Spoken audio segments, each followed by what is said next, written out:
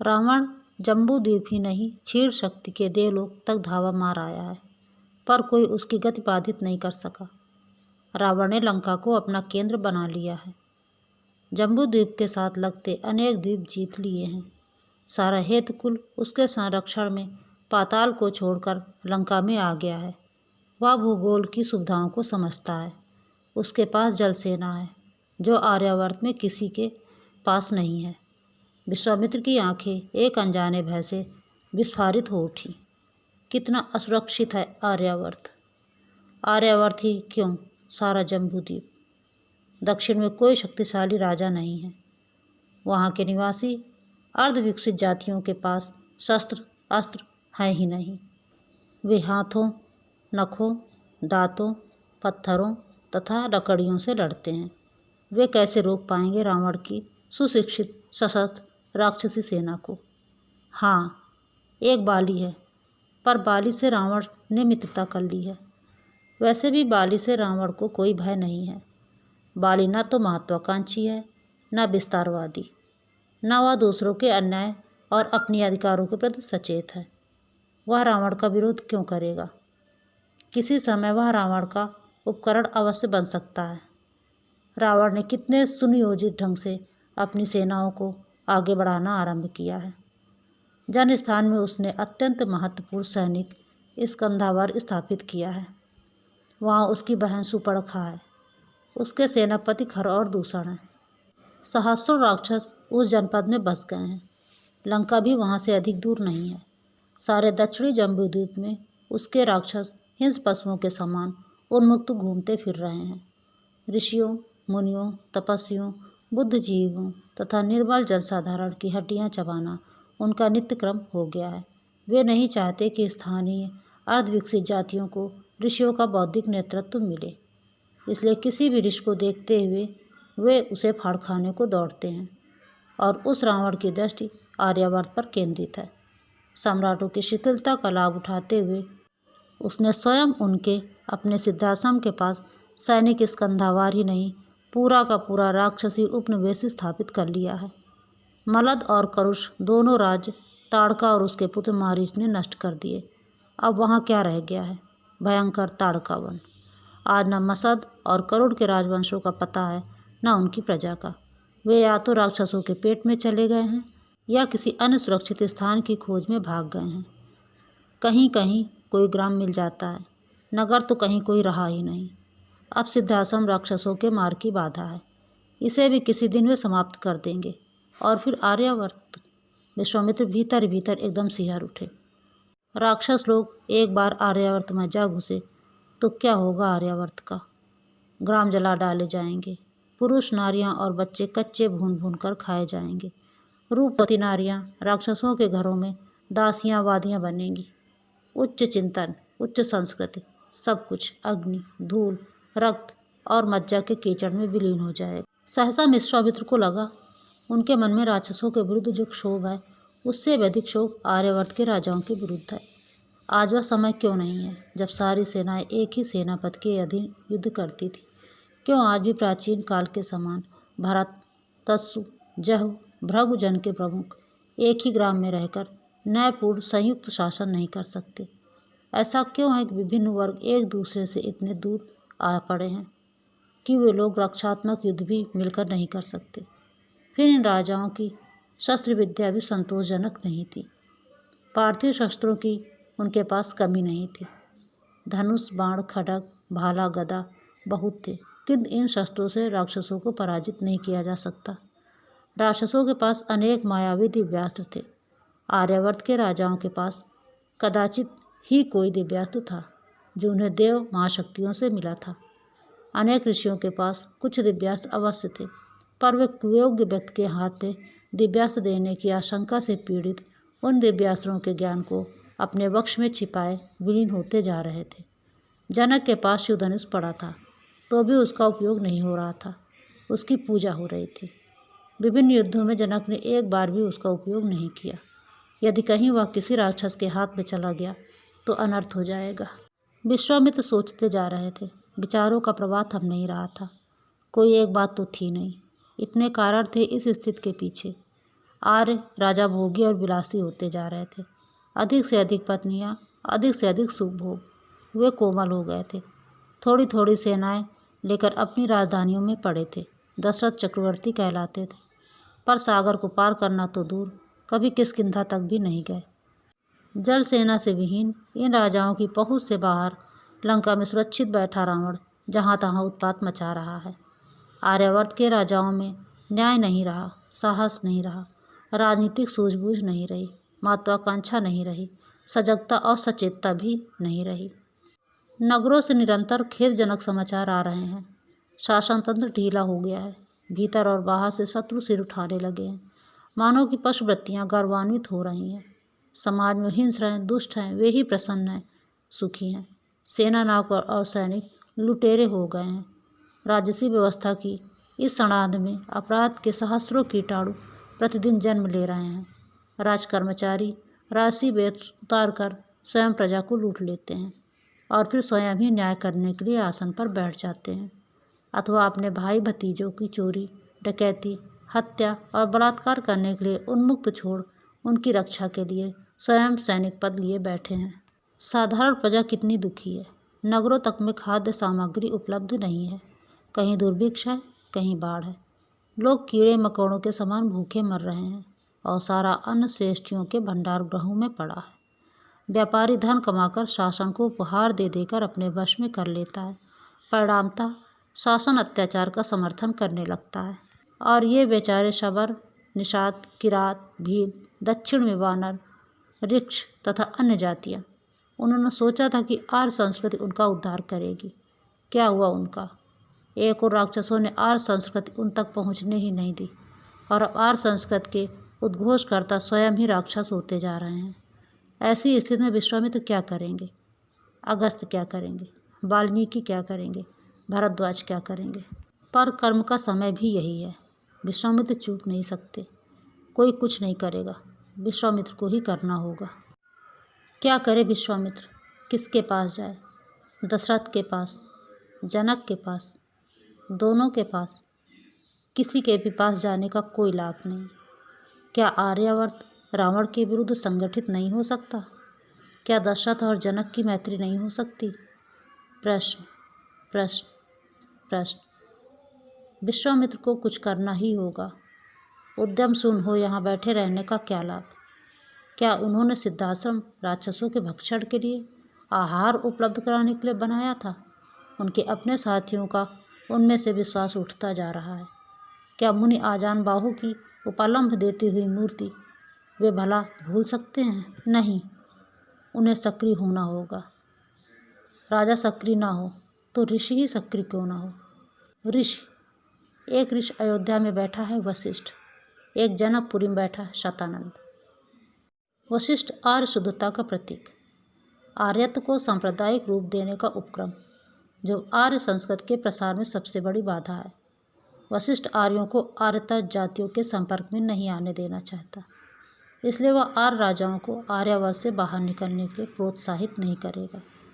ब्रह्म तेज के गौरव पर जीने वाला वशिष्ठ इन राजाओं को कूप मंडूक बनाकर छोड़ेगा। और शतानंद, निरीह शतानंद, एक तो अनासक्त शीर्ध्वज की छत्र छाया में रहने वाला, आध्यात्मिक चिंतन करने वाला ऋषि, जिसे राजनीति से कुछ नहीं लेना, और ऊपर से अपने माता पिता के पार्थक्य से पीड़ित। गौतम अहल्या को छोड़ नए आश्रम में जा बैठे हैं और अहल्या समाज से बहिष्कृत, तिरस्कृत, एकांत शिलावत अपना जीवन व्यतीत कर रही है। शतानंद में इतना भी साहस नहीं कि वह अपनी माँ को सामाजिक मान्यता दिला सके, उनका पवित्र ब्राह्मणी के रूप में सामाजिक अभिषेक कर सके। तो विश्वामित्र को ही कर्मरत होना पड़ेगा। विश्वामित्र की आंखें चमक उठीं। आकृत पर एक दृढ़ता आ बिराजी।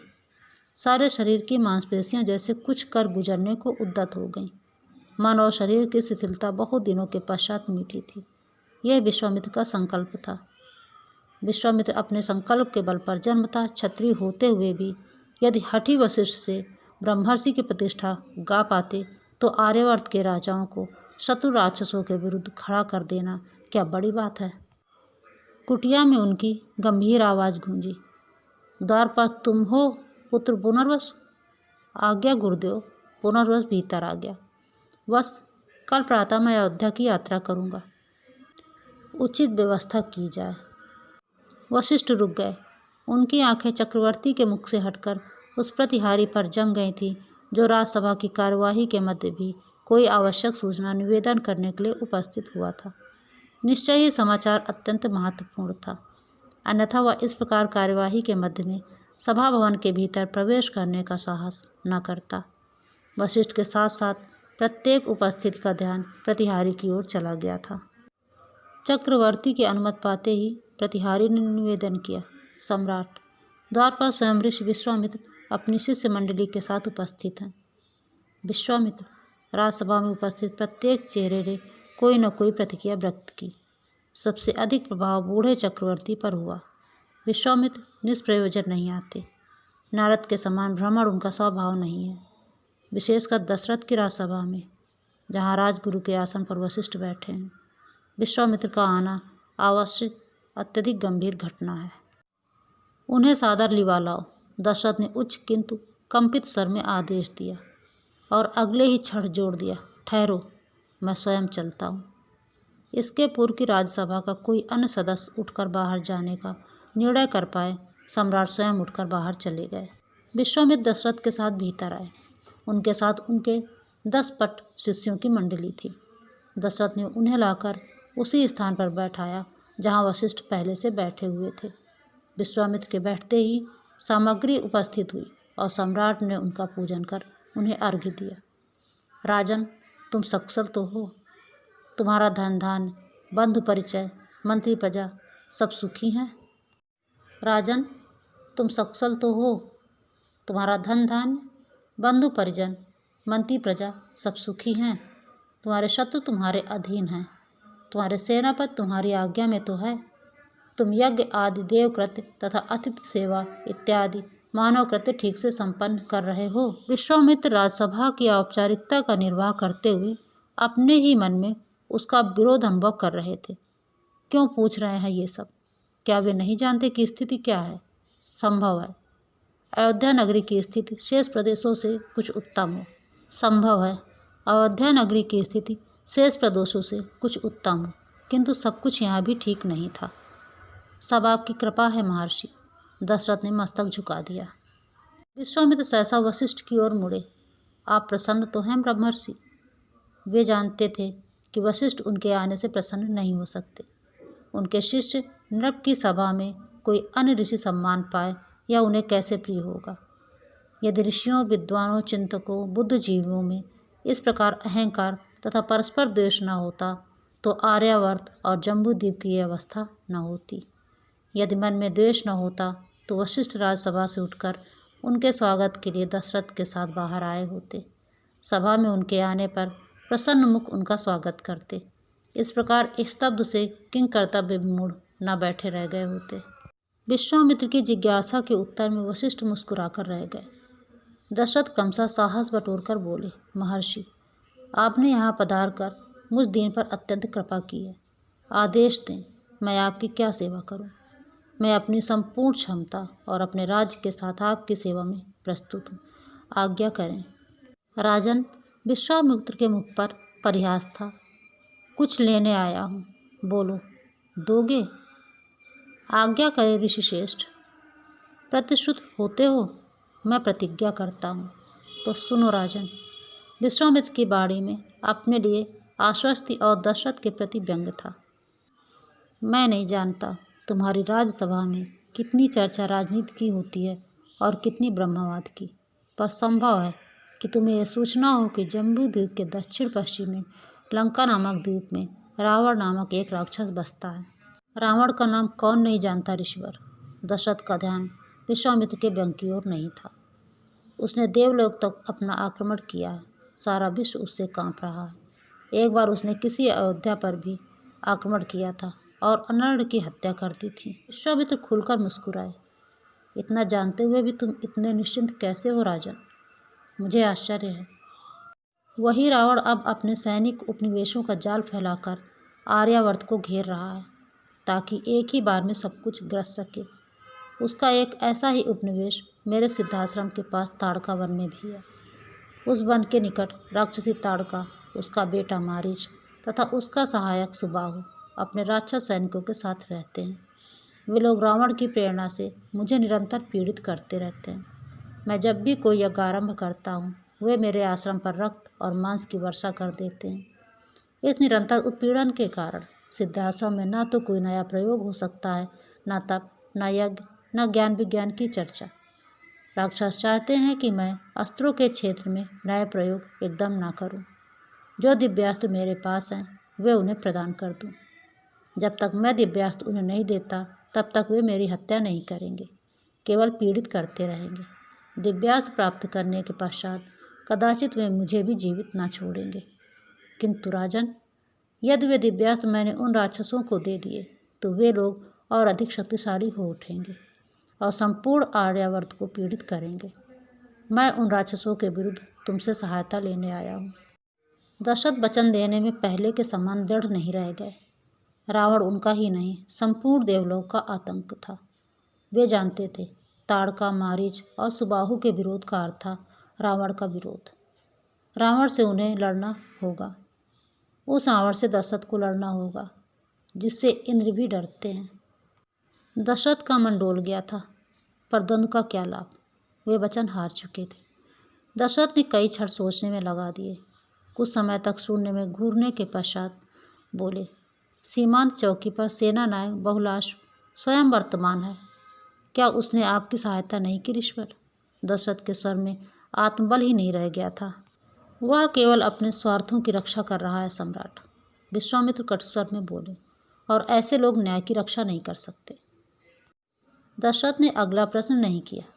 विश्वामित्र ने सोचा, संभव है दशरथ बहुलाश के कृत्यों से पूर्व परिचित हों, तभी तो उन्होंने यह नहीं पूछा कि इसके इस आरोप का क्या प्रमाण है। इस बार जब दशरथ बोले तो उनका स्वर अत्यंत संकुचित था। मैं स्वयं अपनी चतुरंगड़ी सेना लेकर आपके आश्रम की रक्षा करूंगा ऋषवर। मैं सेना को तुरंत तैयार होने का आदेश भिजवा देता हूँ। आप कब चलना चाहेंगे? दशरथ के शब्दों में जितनी तत्परता थी, उनकी वाणी तथा आकृति में उसका सर्वथा अभाव था। विश्वामित्र हंस पड़े, इतना कष्ट न करो सम्राट। मैं तुम्हें और तुम्हारी चतुरंगी सेना को लेने नहीं आया हूँ। तुम्हारी सेना इतनी समर्थ होती तो मुझे प्रार्थना करने के लिए यहाँ तक क्यों आना पड़ता? फिर तुम्हें अपनी अयोध्या की रक्षा करने के लिए भी तो सेना की आवश्यकता पड़ेगी। तुम अपनी सेना के साथ राजधानी में ही रहो सम्राट। राजधानी तुम्हारे लिए अत्यंत आवश्यक है, और तुम राजधानी के लिए अपने वय और क्षमता को पहचानो राजन। बहुत तीव्र इच्छा तथा अत्यंत आवश्यकता होने पर भी तुम अपनी राजधानी त्याग कर कठिन वन में नहीं जा सकोगे। वन्य जीवन तुम्हारे लिए असहनीय है। तुम बहुत कोमल हो चुके हो सम्राट। मेरे यज्ञ की रक्षा के लिए केवल 10 दिनों को अवधि के लिए तुम अपना राम मुझे दे दो। दशरथ एकदम सन्नाटा खा गए। राम राक्षसों से लड़ेगा?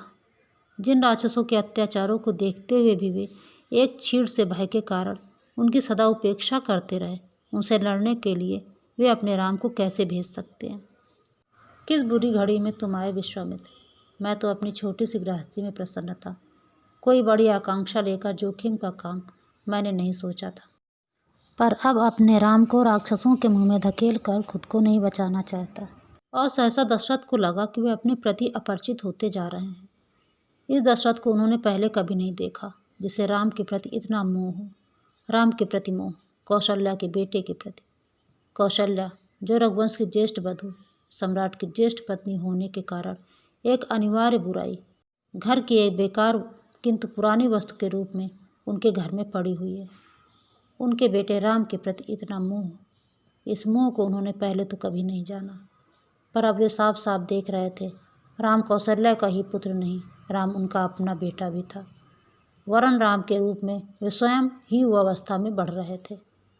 अपनी आरंभिक युवावस्था में दशरथ का भी कुछ ऐसा ही रूप था, लगभग इतनी ही लंबाई, ऐसे ही चौड़े भरे हुए कंधे, ऐसी ही स्फीत बलशाली वक्ष, ऐसे ही तीखी नाक और बड़ी बड़ी गुलाबी आँखें।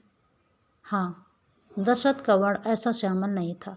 वह राम को कौशल्या से मिला था, और दशरथ में ऐसा कठिन आत्मविश्वास भी नहीं था जैसा राम में है।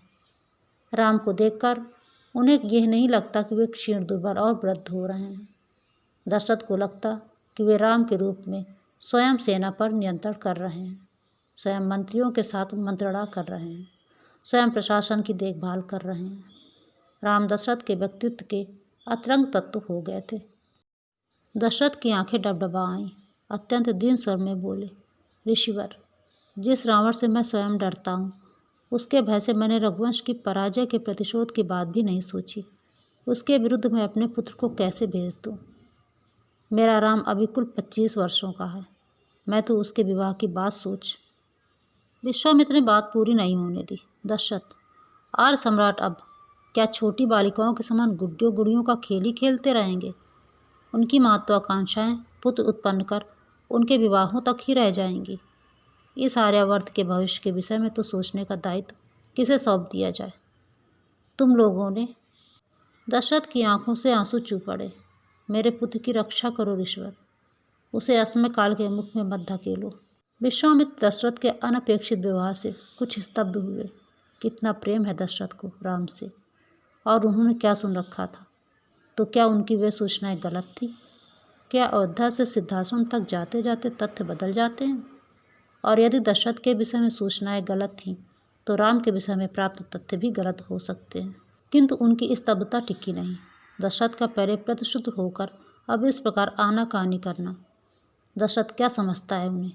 क्या वे ये अपमान सह सकेंगे? विश्वामित्र के नेत्र क्रमशः रक्तिम हो उठे। वे अपना दीर्घ परीक्षित आत्मनियंत्रण खो चुके थे। वे भूल गए कि वे दशरथ की राजसभा में बैठे हैं। आज उन्हें यह सत्य कह देना ही होगा जिसे वे शब्दों में अभिव्यक्त करना नहीं चाहते थे। देश और काल का भान उन्हें नहीं था। इस समय वे शुद्ध सत्य थे, कर्तव्य थे। दशरथ, विश्वामित्र के उग्र स्वर से राजसभा थर्रा उठी। वीर तो तुम्हें मैं नहीं मानता था, किंतु आज तुम ये सिद्ध करना चाहते हो कि तुम अपने वचन की रक्षा भी नहीं कर सकते। तुम वचन देकर पैर पीछे हटा लोगे, इसकी आशा मुझे ना थी। तुम वचन देने को इतने आतुर क्यों रहते हो? तुम्हारा नाश बिना सोचे समझे वचन दे देने की इसी आतुरता से होगा दशरथ। आज सारे आर्यावर्त में जो चर्चा हो रही है वो गलत नहीं है।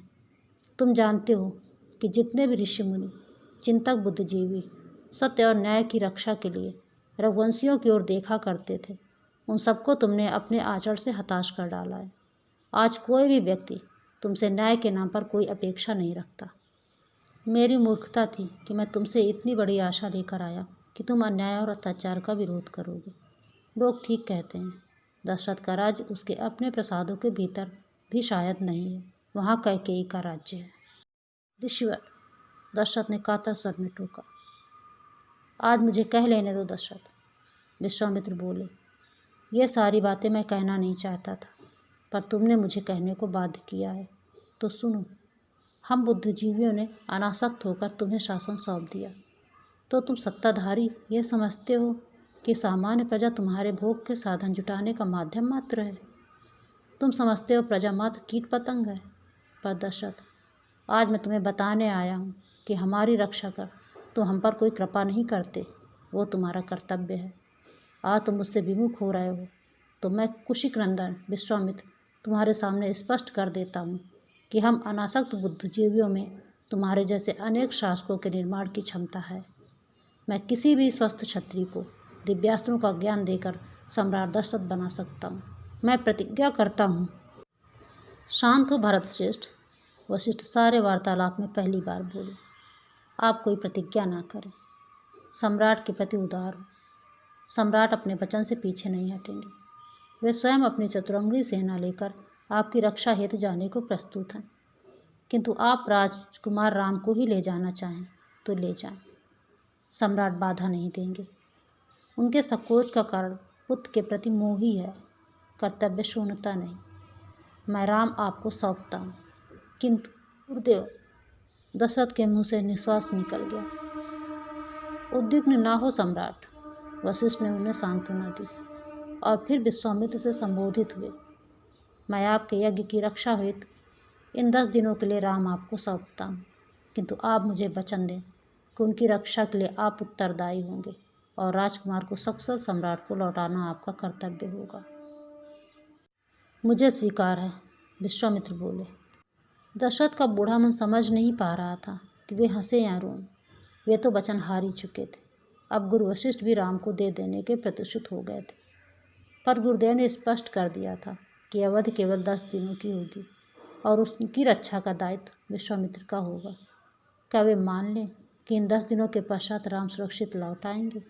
क्या ये संभव है? और यदि ऐसा ना हुआ तो वे गुरु वशिष्ठ से क्या कहेंगे? दशरथ का मन कहीं अपने आप से ही खींच उठा था। उन्हें इस प्रकार आतुर होकर वचन देने की क्या जल्दी थी, और उन्हें सत्यवादी बनकर ही क्या करना है? क्यों नहीं वे स्पष्ट कह सकते कि वे राम को ऋषि के साथ नहीं भेजेंगे? पर गुरु वशिष्ठ ने शायद राम को बुला भी भेजा था।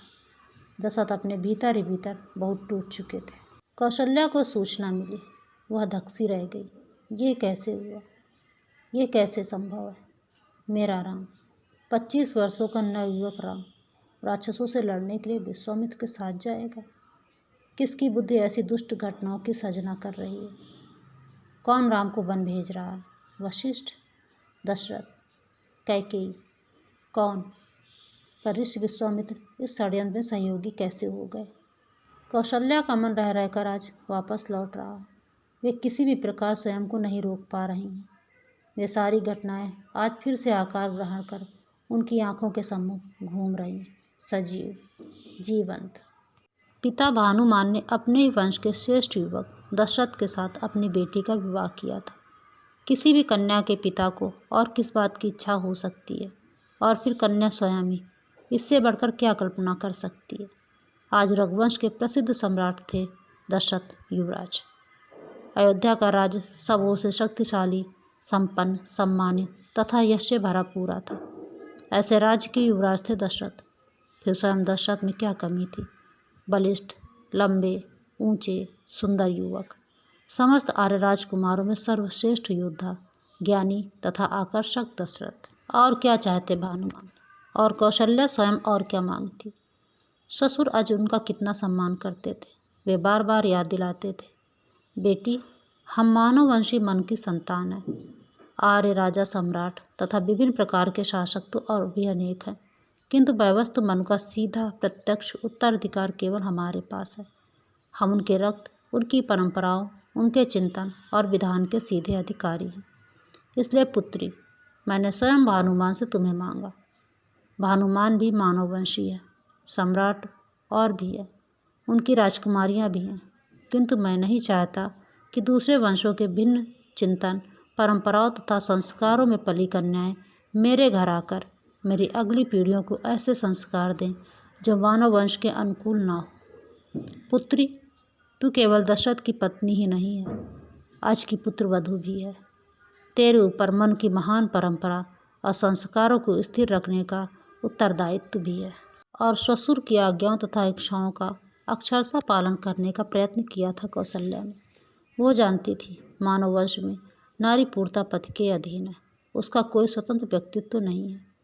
यह वंश समाज में पितृसत्ता को उसकी पराकाष्ठा तक ले गया था। कौशल्या ने अपने मायके में भी यही देखा था और ससुराल में भी यही देख रही थी। वह व्यक्ति नहीं थी, वह उस वंश की पुत्रवधू थी जो उन्हें वहीं रहना था। परिवार के लिए, उसकी सुख सुविधा के लिए उन्हें अपने व्यक्तित्व का बलिदान करना था, और कौशल्या ने वही किया था। तभी राम का जन्म हुआ था। आज के लिए राम कौशल के साम्राज्य का उत्तराधिकारी था, मानव वंश की अगली पीढ़ी का प्रतिनिधि था, किंतु दशरथ के लिए वो मात्र कौशल्या का पुत्र था। इससे अधिक महत्व दशरथ ने उसे कभी नहीं दिया। और जब दशरथ अपने पिता के पश्चात राज सिंहासन पर बैठे तो कौशल्या के सम्मुख उनकी स्थिति और भी स्पष्ट हो गई। वह दरबार के लिए विशिष्ट उत्सवों में सामग्री थी, राज्य की उत्तराधिकारी थी, माँ भी थी, रघुवंश की वधू भी थी, किंतु ना तो वह दशरथ की कांता थी, ना प्रेमिका, ना संगिनी।